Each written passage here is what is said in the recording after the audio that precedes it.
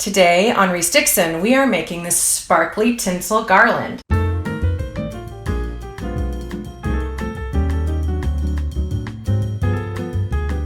Hi everybody, it's Teresa with ReeseDixon.com. I'm so excited to be back with you to do our big Christmas celebration. Last year my Christmas did not exactly go according to plan.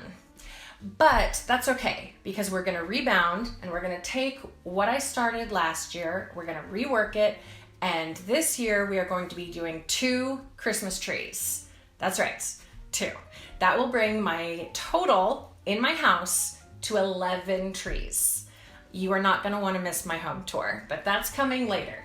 So first we got to get started on these trees. The one I'm going to start with is the one that had the most ornaments and tutorials finished from last year. So I will be sure and link to all of those. But it's going to be kind of a vintage feeling, old-fashioned Christmas, kind of a home for the holidays, going to grandma's house kind of a feel. So it'll be some of the designs from the 60s, but not in like a mod or hippie way or anything. This would be something that your grandma would have had in her house in the 60s, okay? Something very old-fashioned. So when I was studying the design that people would use during that time, everything was covered in tinsel, everything. Some of the trees I was looking at barely had anything but tinsel, just dripping, dripping, dripping with this old-fashioned aluminum tinsel.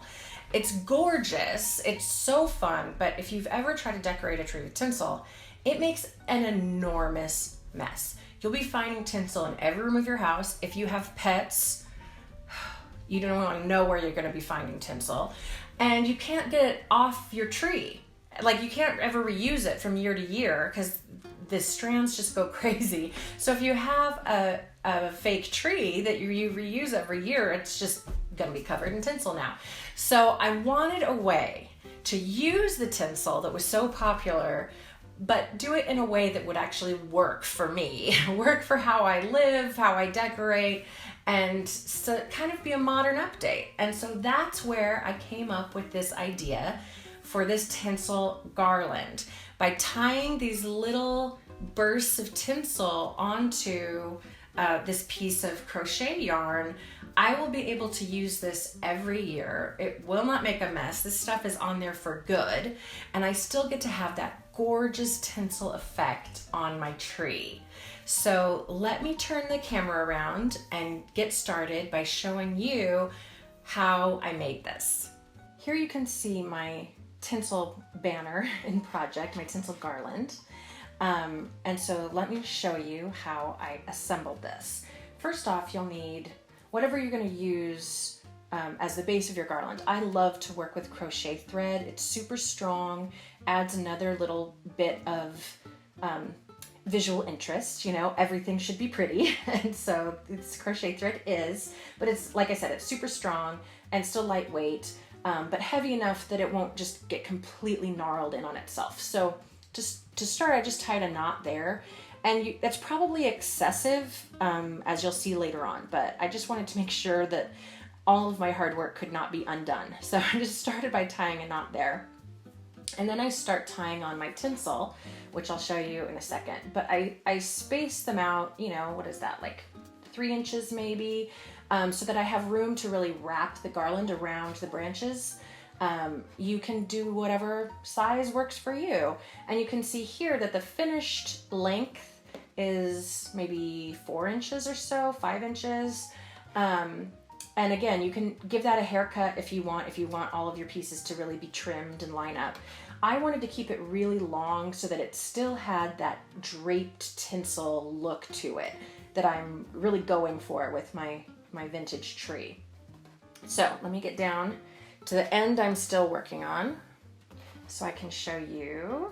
So I still have this attached to the, you know, ball of thread so that I can decide how big I want to make this as I go. I like to make my pieces of garland, you know, maybe 3 or 4 feet, something like that, so that they're long enough that I can really drape, but not so long that it becomes just an unbearable mess to try to string on the tree or put away for storage. Okay, so the first thing you need to do is get your tinsel. When you buy it, oh my gosh, it's so messy. Hang on, look at this. It's so messy. So it comes like, I think this is, can't remember if it's 18 or 22, you know, somewhere right around there, inches long, which would be enormous for my purposes. Blah. Okay, whew, working clean is like the biggest challenge with this project. So the first thing I did was to take a small bundle of the tinsel, and I picked enough so that when doubled over, it would have the thickness that I wanted, which again is a perfectly personal decision. There's no wrong way to go about that. And I have no means of telling you how much that will require. It's purely eyeballed. Like, I am not going to be counting the strands of tinsel, you know. You just kind of want to work to remain consistent so that you don't have like these tiny little blooms on one end, and as you get to the edge, it's like these huge thick things. So whatever you choose, just stay consistent.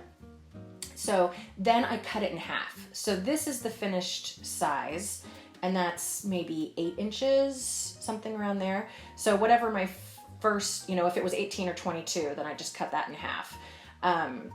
And so now I'm going to pull this over my fingers and line up the edges as best I can. Like, you can't make yourself too crazy about lining everything up perfectly, because you will, I mean, that way you will just end up in tears. The tinsel is so hard to corral and get where you want it to go. There's just no way to have this perfectly lined up, which is why you can give it a haircut at the end if that's what you want to do.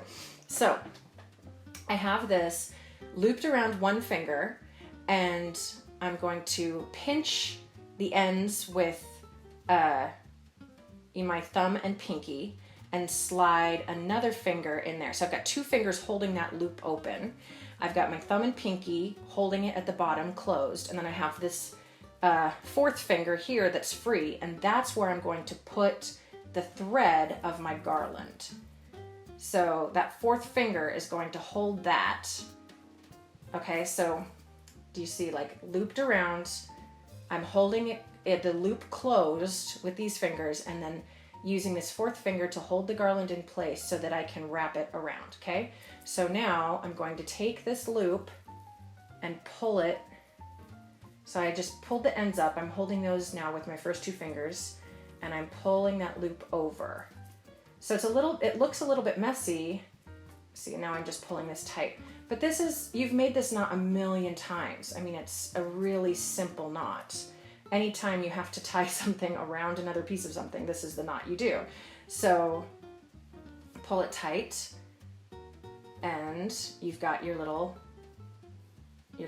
tassel there. Now, to make sure that this doesn't slide around, because you can see, like, there's no way with this super slick tinsel that you're not going to have this sliding.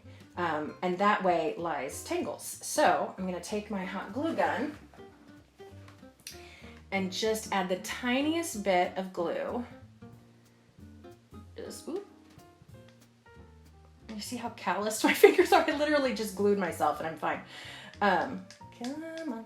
I want just a little bit. Come out. Just a tiny little bit right there, and make sure to get it onto the thread itself so that you'll stick to both. And then once that cools, that won't be going anywhere. You can clean it up after it cools, you know, get rid of any loose glue threads you've got. And then you just do that over and over again, a whole bunch more times, until you get the tinsel garland the length that you want. So remember, like here, if this bothers you, see how much longer that one piece is than the others? You can just snip that right off, give it a little haircut, and it's fine. But tinsel is so difficult to keep straight. It's so slippery that you just kind of have to embrace the shenanigans that it's going to pull on you, because there's just no way to get that, you know, perfect and clean. So I'm going to go string this across my tree, and let's see how the finished product looks.